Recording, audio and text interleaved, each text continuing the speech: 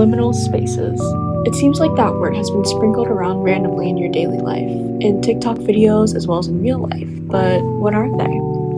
Liminal spaces are transitional or transformative spaces, and such places are often associated with a forlorn atmosphere, a disconnection from the concept of reality, and a fluid or sometimes neglected aesthetic.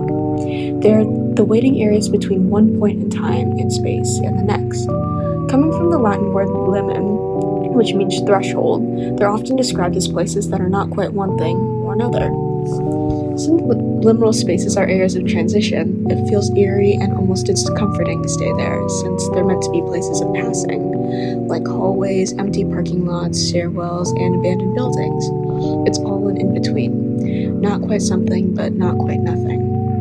There's a factor of the unknown when it comes to liminal spaces, a stillness and emptiness that can evoke a feeling of not knowing what's going to happen next.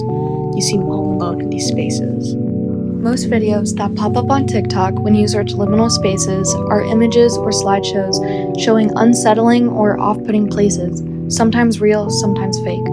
However, there are some instances where those liminal spaces are comforting instead of unsettling. But then that begs the question, why do they invoke those many different feelings? Many of these images used when referring to liminal spaces are devoid of the things that make them the way they are. In other terms, they're empty.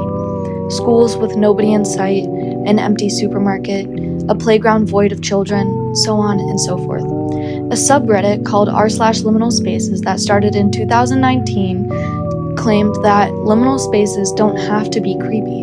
An empty house doesn't necessarily mean that it's a liminal space, because a house is a place to stay in. The reason why a hallway at night seems creepy is because we don't know what might be there. There is no one around to comfort the quietness.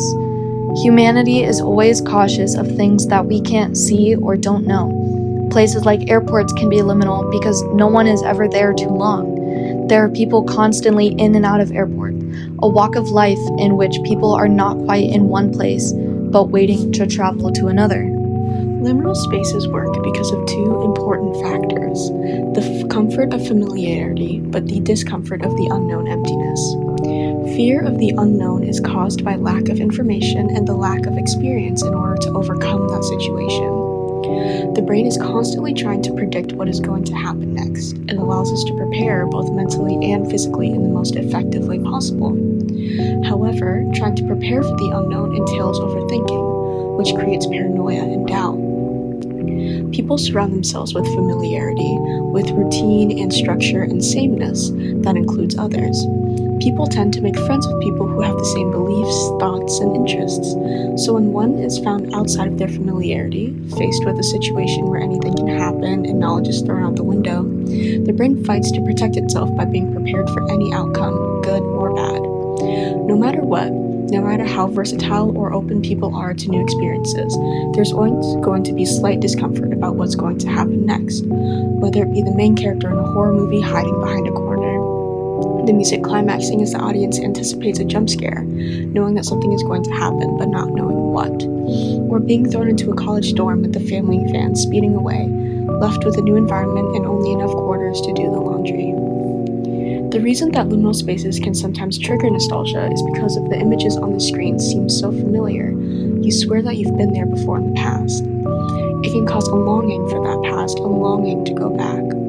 Deja vu is similar in that sense, when looking at a liminal space because of its familiarity, which is both comforting and unsettling. When looking at those images, one of the main parts that makes it unsettling is the uncanny valley that it produces, while also being aided by the deja vu. It doesn't look real, and yet it's so familiar. The images online, when searched liminal spaces, are most of the time edited to be creepier and far more eerie than they actually are, like horror movie settings and the monsters in said movies. But that contributes to the whole uneasiness one may feel when looking at those images. The creator might have added those creepier and eerier edits to add to the storyline that they were trying to create. On another note, one of the more interesting sides of liminal spaces is the storyline that was created, using its eeriness to its advantage. The leading storyline involving liminal spaces is the backrooms. Essentially, a person can fall or glitch into this space, landing themselves in one of the many rooms or levels within this alternate universe.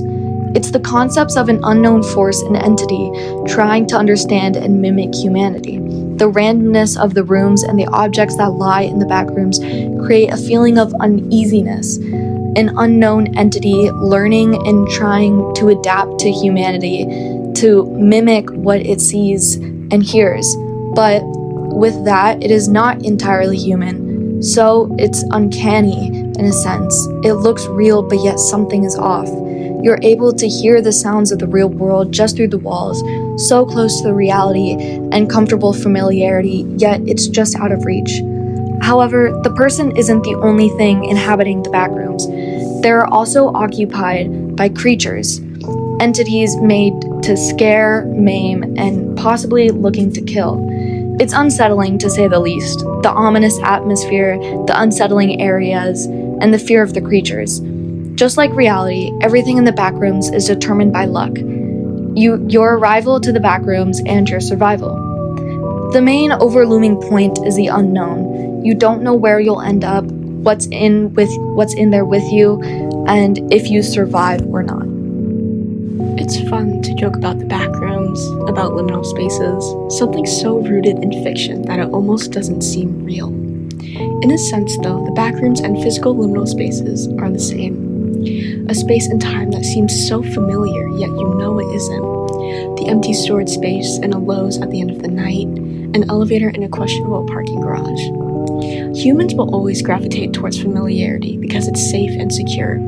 But what happens when we're suddenly thrown into a new situation? Will the fear of the unknown consume our ability to function and succumb ourselves to the crippling fear of the unknown? Or will we be able to overcome that fear and learn to survive, learn to thrive? These are all questions that can only be answered when faced with said situations.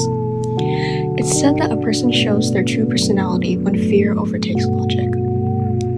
Liminal spaces are all about the unknown.